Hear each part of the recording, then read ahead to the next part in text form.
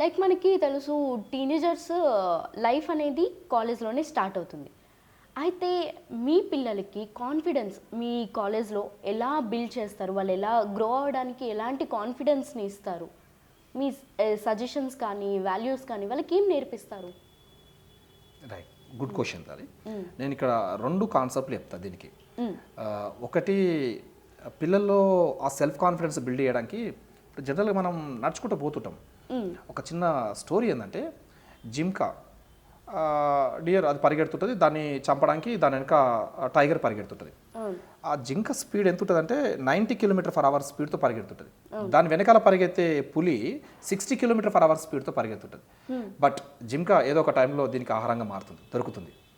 So ఏంటి అంత స్పీడ్తో వెళ్ళేది దీనికి ఎట్లా దొరుకుతుందంటే, ఆ జింకలో పరిగెత్తేటప్పుడు పులి నా వెనకాల వస్తుందా వస్తలేదా, నన్ను పట్టుకుంటుందా పట్టుకోదా, అది వెనక్కి తిరిగి ముందుకు చూసుకుంటూ ఆ భయంతో దానికి దొరికిపోతుంది ఏదో ఒక సందర్భంలో.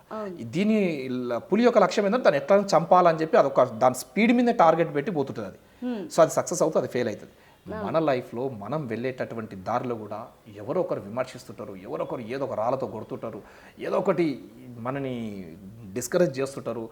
చేసినవుతాయి, సాధించినవుతాయి, నీ వల్ల అవుతుందా, నీతో ఏమవుతుంది, నువ్వేం చేయగలుగుతావు అని చెప్పి ఇట్లా క్వశ్చన్స్ చాలా తగులుతుంటాయి, రాళ్ళతో కొడుతుంటారట.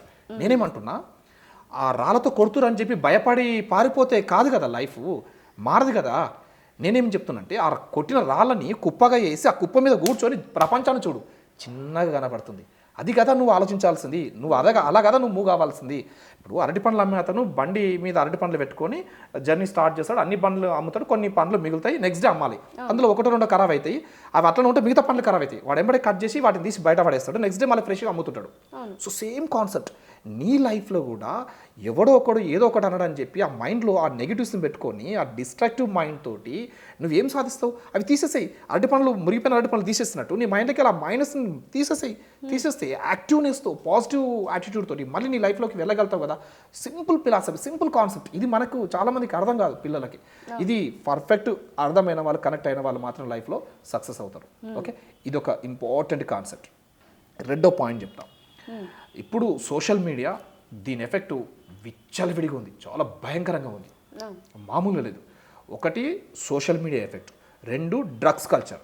ఈ 2 మాత్రమే యూత్ని మొత్తం నాశనం చేయడానికి పర్ఫెక్ట్ ప్లాన్తో. ఇప్పుడు మీకు ఇది ఒక ఇంటర్నేషనల్ లెవెల్, ఒక భారతదేశం మీద ఒక ప్లాన్ నడుస్తుంది, ఒక స్కెచ్ నడుస్తుంది. భారతదేశాన్ని ఎట్లయితే వీక్ చేయాలి, ఏ విధంగా దీన్ని వెనక్కి పంపించాలన్న ఒక దాన్ని బేస్ చేసుకొని ఒక సిస్టమ్ ఆపరేట్ చేసి ముందుకు మూవ్ చేస్తున్నారు. చాలామంది యూత్కి ఈ కాన్సెప్ట్ అర్థం కాక, కనెక్ట్ కాక, తెలుసుకోలేక వాళ్ళ లైఫ్ని స్పాయిల్ చేసుకుంటున్నారు. నేనేమంటున్నా, సోషల్ మీడియా చూడండి, మీకు చాలా వరకు ఈ రీల్స్, ఇప్పుడు మనకు ఫేస్బుక్ కానీ ఇన్స్టా కానీ ఏదో ఓపెన్ చేయగానే టకటక రీల్స్ వస్తాయి. ఎన్ని రీల్స్ అంటే కొన్ని 100 రీల్స్ వస్తాయి. చిన్న పిల్లలు కూడా రీల్స్ చూస్తుంటారు. పేరెంట్స్, రే మావాడు ఫోన్ యూజ్ చేస్తుంది, మా పాప ఫోన్ యూజ్ చేస్తుంది, మస్తు ఇట్లా అన్నిట్లో తిప్పుకుంటుంది, అది డాన్స్ చూస్తుంది, ఎంజాయ్ చేస్తాను, వాళ్ళు ఫీల్ అవుతున్నారు. వాడిని జీవితం సంకనాకిపోతుంది, వాడి లైఫ్ ఖరాబ్ అవుతుందనే విషయం అర్థమయ్యేసరికి వీని ఏజ్ అయిపోతుంది, వీని టైం అయిపోతుంది, వీని టోటల్ వీని లైఫ్లోకి వెళ్ళి చేజారిపోతుంది అర్థమయ్యేసరికి. ఆ దరిద్రం ఏంటంటే, ఆ రీల్స్లో మనము ఏ రీల్ చూస్తుంటే దానికి రిలేటెడ్ రీల్స్ వస్తుంటాయి. ఇప్పుడు ఏ రీల్స్ సక్సెస్ అవుతున్నాయి అంటే, లైక్ సెక్స్ గురించో, లేకుంటే బూతు వర్డ్స్ యూజ్ చేసి ఒకరిని చేయడము, ఇలాంటి రీల్స్ బాగా ఇంట్రెస్ట్ తోటి క్రేజీగా సక్సెస్ అవుతున్నాయి. నేనేమంటున్నా, ఒక అమ్మాయి ఒక రీల్ చేయాలనే కాన్సెప్ట్ తోటి కనెక్ట్ అయ్యి రీల్ చేసేటప్పుడు అఫ్కోర్స్ ఆమెకు ఇంట్రెస్ట్ ఉంది, ఇప్పుడు ఏజ్ ఉంది, రీల్ చేస్తుంది, హ్యాపీగా ఫీల్ అవుతుంది, ఆ రీల్ పోస్ట్ చేస్తుంది. ఒక సడన్ ఇయర్స్ అయిపోయిన తర్వాత, ఒక ఏజ్ వచ్చిన తర్వాత ఎవరినొకరు మ్యారేజ్ చేసుకోవాల్సి వస్తుంది. మనకు అర్థం కాని విషయం ఏంటంటే, నువ్వు పోస్ట్ చేసిన రీల్ ఎన్ని ఇయర్స్ అయినా సోషల్ మీడియాలో నీ అడ్రస్లో అట్లనే ఉంటుంది, సేవ్ అయి ఉంటుంది.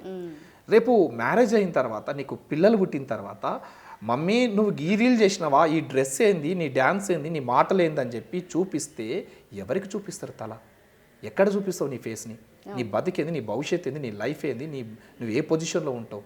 సో ఇప్పుడు చూసుకొని వాళ్ళు ఎంజాయ్ చేస్తున్నారు లైఫ్ని.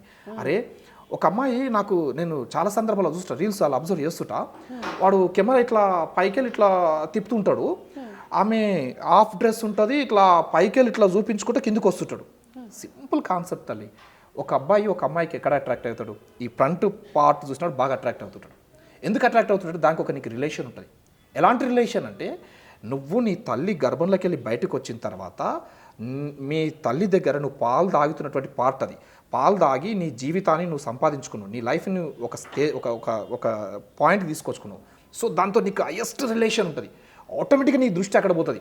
సో అక్కడ పోయినప్పుడు ఇది నా తల్లి భాగం కదా, నేను పాలు తాగి నేను బతికిన కదా, నేను బతకడానికి నాకు ఉపయోగపడ్డ పార్ట్ కదా అనే కాన్సెప్ట్ ఎందుకు కనెక్ట్ అవుతలేదు, ఎందుకు అర్థమవుతలేదు మనుషులకి? ఎక్కడ పోతున్నాయి ఈ అత్యాచారాలు, ఇవన్నీ ఎందుకు జరుగుతున్నాయి? ఇవన్నీ మనం చూస్తున్నాం కదా. మీరు రీల్స్ చూసినప్పుడు, రీల్ చేసినప్పుడు కింద కామెంట్స్ వస్తాయి. ఎంత దరిద్రంగా ఉంటే ఆ కామెంట్స్ చదివితే చీచి ఇదా నా బతుకు అనిపిస్తుంది వాళ్ళకి. ఆ కామెంట్స్ చూడరు, చాలామంది చదవరు. ఎవరు ఎట్లాంటి కామెంట్స్ చేస్తారో కూడా అబ్జర్వ్ చేయరు. రీల్ చేసుకుంటూ అలా పెట్టుకుంటూ పోస్ట్ చేసుకుంటూ వెళ్ళిపోతూనే ఉంటారు. నా కామపురాణం, నా భయత్, నా లజ్జ అన్నట్టు వీళ్ళ తల్లిదండ్రులు ఉండరా వీళ్ళకి? వీళ్ళ అబ్జర్వ్ చేయరా? వీళ్ళ జీవితం ఎక్కడ పోతుంది, వీళ్ళు ఏం ఆలోచిస్తున్నారు? అరే కిందికెళ్ళి మీదికెళ్ళి ఈ అర్ధనగ్న ప్రదర్శనలు ఏంటి, ఏంది ఈ కాన్సెప్ట్? సో నేనేం చెప్తున్నా, this is a wrong way. ఈ రీల్స్ అనే కాన్సెప్ట్, ఈ మొబైల్ కనెక్ట్ అయినటువంటి సిస్టము డ్యామేజ్ చేస్తున్న పిల్లల భవిష్యత్తుని, పిల్లల లైఫ్ని, వాళ్ళ క్యారెక్టర్ని ఎక్కడికో తీసుకుపోతుంది. ఇది తీసేయాలి. సో దీన్ని తీసేయడానికి నేను నా కాలేజ్లో నా స్కూల్లో కానీ ప్రతి ఒక్కరికి నేను ఒక మెసేజ్ ఇస్తాను. బేటా నాకు మీరు 2 hours అప్పు ఇవ్వాలని అడుగుతాం పిల్లల్ని. మీ లైఫ్లో ఖచ్చితంగా నాకు 2 గంటలు అప్పు ఇవ్వాలి ఎవ్రీడే అని చెప్తాను. పేరెంట్ వచ్చినప్పుడు అదే చెప్తాను, సార్ మీరు కూడా మాకు ఒక 2 గంటలు అప్పు ఇవ్వండి. పేరెంట్ పిల్లల్ని విద్యానికి వచ్చినప్పుడు కలిసినప్పుడు కూర్చున్నప్పుడు నేను ఈ కాన్సెప్ట్ చెప్తుంటాను, నాకు ఒక 2 గంటలు అప్పు కావాలి, నాకు ఒక 2 గంటలు అప్పు ఇవ్వని అడుగుతుంటాను. ఏంటి సార్ ఆ 2 గంటలు? ఉదయం నుంచి మొబైల్ నువ్వు యూజ్ చేసినావు కదా, ఉదయం నుంచి నీ ఇష్టం ఉన్నట్టు నువ్వు వాడుకున్నావు కదా, అయిపోయింది. ఇంటికి వచ్చినావు కదా, ఇంటికి వచ్చినప్పుడు ఫ్యామిలీతో కూర్చున్నావు కదా, ఇంట్లో కూర్చున్నావు కదా, కూర్చున్నప్పుడు మీ పిల్లల్ని ఒక 2 గంటలు సార్ ఫోన్ పట్టుకోవద్దని చెప్పండి. మీరు ఫోన్ పట్టుకోకండి. ఉదయం నుంచి మీ పిల్లలు ఏం చేసిరు, నువ్వేం చేసినావు, హ్యాపీగా కూర్చోండి, ఒక దగ్గర కూర్చొని ముచ్చట్లు చెప్పుకోండి.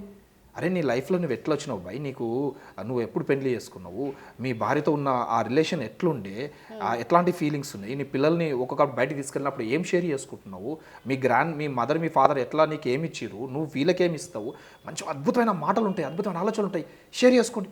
ఎవ్రీడే ఫ్యామిలీతో ఒక 2 గంటలు మొబైల్స్ పక్కన పెట్టేసేయండి.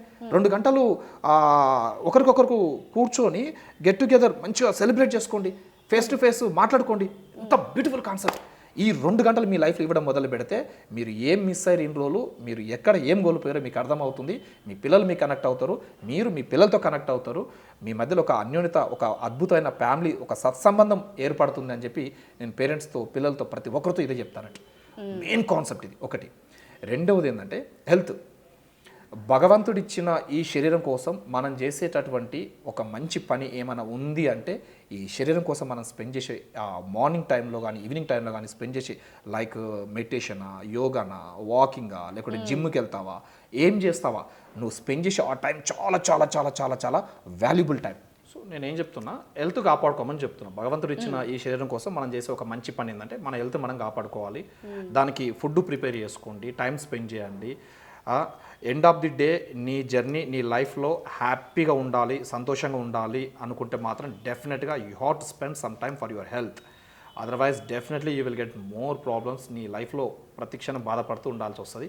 అట్లాంటి దరిద్రమైన క్షణాలు మన లైఫ్లోకి రావద్దు అంటే ఇప్పుడు టైం నీ దగ్గర ఉంది, చాయిస్ నీ చేతిలో ఉంది. సో హెల్త్ని కాపాడుకోండి. నా సజెషన్ నా సైడ్ నుంచి. మీరు సొసైటీకి ఇచ్చిన మాట కానీ, లేదు అంటే ఇలా health is important, health is wealth అనే కాన్సెప్ట్ చెప్పిన పద్ధతి కానీ బాగుంది సార్.